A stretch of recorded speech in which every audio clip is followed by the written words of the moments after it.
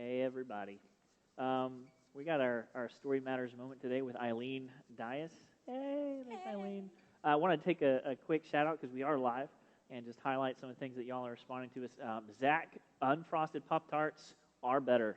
We can go to fisticuffs about it, but frosted, bleh. The lie detector test. Pop Tarts the way to go. That is a lie.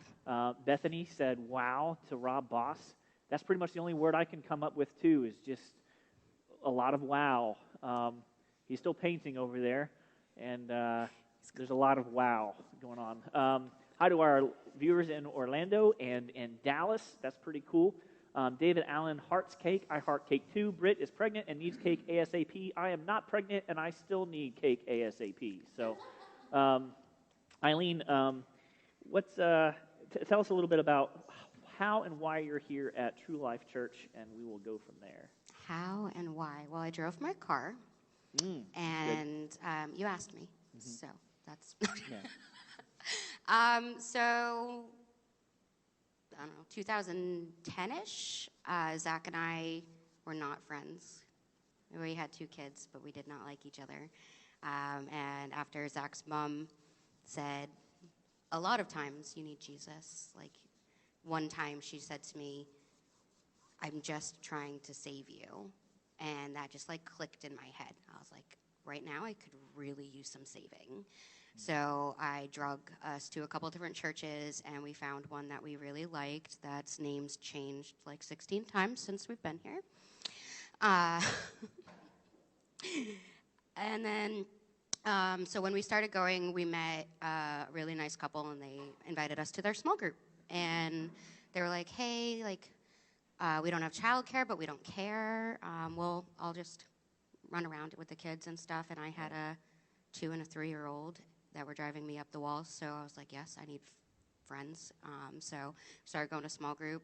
Because of that small group, Zach and I both got baptized.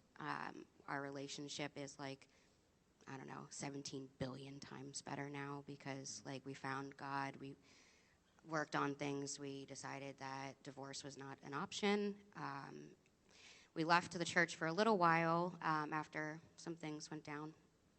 We came back under Josh's leadership, and I had this pressure on my heart from God saying, you need a small group, you need a small group. And I kept trying to push it off on somebody else because I didn't want to do it. I was like, "Will you start a small group?" They were like, "No." "Will you start a small group?" "No." I was like, "Fine, I will start a small group." So I started a small group. And because of that, we have like this community and this family that has helped us raise our children. They watch our kids for no money. They drop off gifts at our door because we can't physically be in contact with each other right now. It's just been such a blessing for us to not only have the big church family, but to have this smaller group of people that just love on us and check on us and help us just get through life. It's like you need a village, and that's what our small group has really been for us. So if you're watching from home and you don't know this, Eileen is now, it's actually, we made this change before Corona hit. But Corona. Now she is my Corona. I hope that's not a theme song we have to sing. But Eileen is our pillar leader of small groups, and what that means is that she is now kind of overseeing our small groups, and really kind of it's an interesting time to come on and navigate and see what small groups looks like. But to the person who's watching this who is not part of a virtual faith community right now, what would be your encouragement to them? Well, I don't know if you follow me on Facebook, which you should because I'm fun. But you need people. Like, so I posted last night a picture of screenshots of some of the FaceTimes that I've been doing with people. Josh is on there.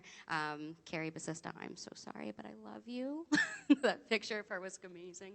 But you need community even if you're not next to each other. So you need to reach out to people and join a group if you want to start a group. I know there's some starting, which is amazing.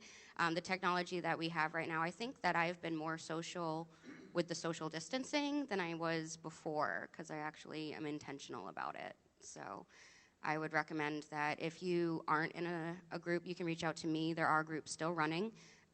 We have a bunch of different kinds. There are some starting that I'm not sure what that looks like right now. A couple of people have reached out to me about starting groups, but just do it. Honestly, like, you need people, especially during this time. Like, you don't want to just hole up in your house and get depressed. Right. So, What do you think is what's one highlight of what God's doing in your life right now through this community, through the small groups, and even using the viral implications that are going on? What's God doing in your life right now? I think he's just showing me that despite all this, that you can still spread joy. I've started ding dong ditch quarantine style. So I like to go and get little gifts for people and just drop them off at their doors. And it's just really showing me that it matters to still be intentional in your relationships and to still love on people, even if you can't physically love on them. And that's hard for me because I'm a hugger. So he's really just shown me that this won't stop community, that we can still be a church together. I don't know. I think that's just it. My new motto is spread joy, not germs. So. Yeah. June even misses Eileen's great hugs. I love you, Miss June. I think you brought up a great point. You're wearing the Next Steps shirt. I love that today. That's the next steps of what we're doing here at True Life Church. And the first step is grow. The second step is belong. If you are in a small group or community, if you're not, that's your next step. And then serve. And there's tons of ways that you can serve our church right now by either giving online or just being a great neighbor to somebody. You can serve our community in that way.